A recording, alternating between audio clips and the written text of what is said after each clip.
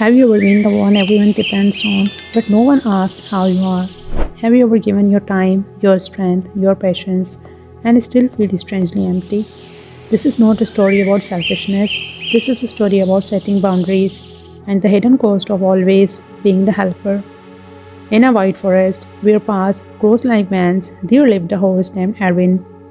Erin was known all over the forest as someone everyone trusted and depended on. If something needed to be carried, Erin was called. If the work was heavy, Erin was chosen. If time was short, Erin was expected to manage.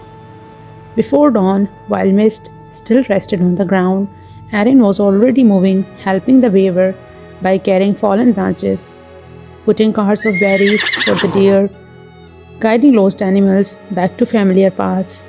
He never asked why, he never asked how long, he never asked for help. In Erin's mind, helping was simple. If I am useful, I will be valued. As time passed, the demands grew.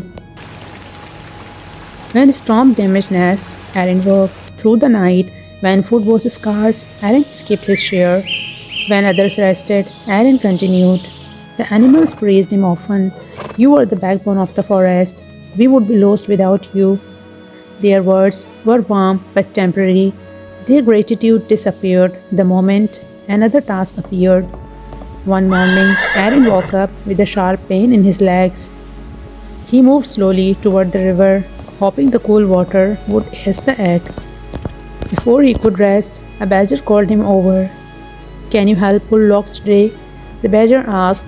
Erin hesitated. His muscles trembled. But the badger added quickly, everyone depends on you. Erin nodded and worked until his breath became shallow. No one noticed. Another day, a storm rolled in early. Animals rushed to secure their homes. Erin ran from place to place, holding structures steady, dragging broken pieces out of the mud. Lightning cracked the sky. When the storm finally passed, Erin stood soaked and shaking. Around him, the forest was quiet again. No one asked if he was safe. They simply returned to their lives. That night, Erin stood alone beneath dripping leaves and felt something unfamiliar, anger that builds up inside over time. It scared him. Days later, under the harsh sun, Erin collapsed near a clearing. His chest felt tight, his vision blurred. A fox passed by, glancing down. Can you help me later? The fox said casually. A squirrel chimed in. After that, I need help moving supplies. Erin tried to speak, but his throat felt heavy. They walked away, assuming his silence meant agreement. As the sun lowered, Erin lay there, wondering, when did helping others start feeling a duty instead of something people were thankful for? That night, Erin did not sleep. He stared at the sky, replaying moments. Every time he said yes when he meant no.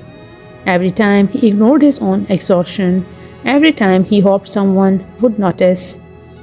A quiet thought surfaced. What if I stopped? The idea filled him with fear. The next morning, a raccoon rushed toward him. I need help now, the raccoon said. It won't take long. Erin felt the usual urge to say yes without thinking. But his legs felt weak. I can't today, Erin said softly. The raccoon frowned. You always help. Erin said nothing. The raccoon shook his head and walked away, muttering about disappointment. Erin felt guilt twisted inside him, but also relief. That evening, an old owl landed on a high branch nearby. The owl had watched generations pass through the forest. You are carrying more than you should, the owl said. Erin replied quietly, I believed that helping everyone would make me important. The owl asked, and has it?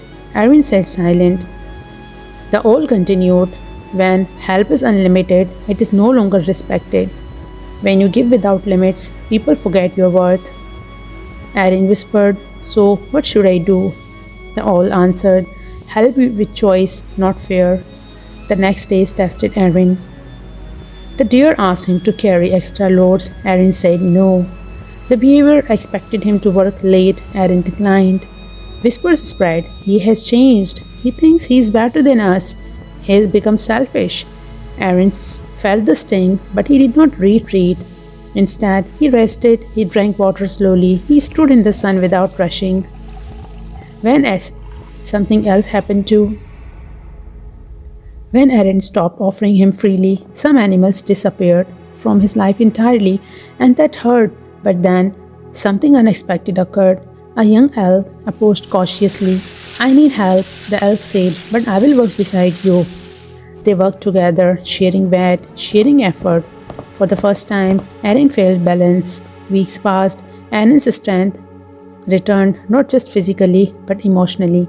The forest adapted. Animals stopped demanding. They began asking. They planned better. They helped each other more. Helping was no longer a burden, it became a choice. One evening, the owl returned. You look steadier, the owl observed.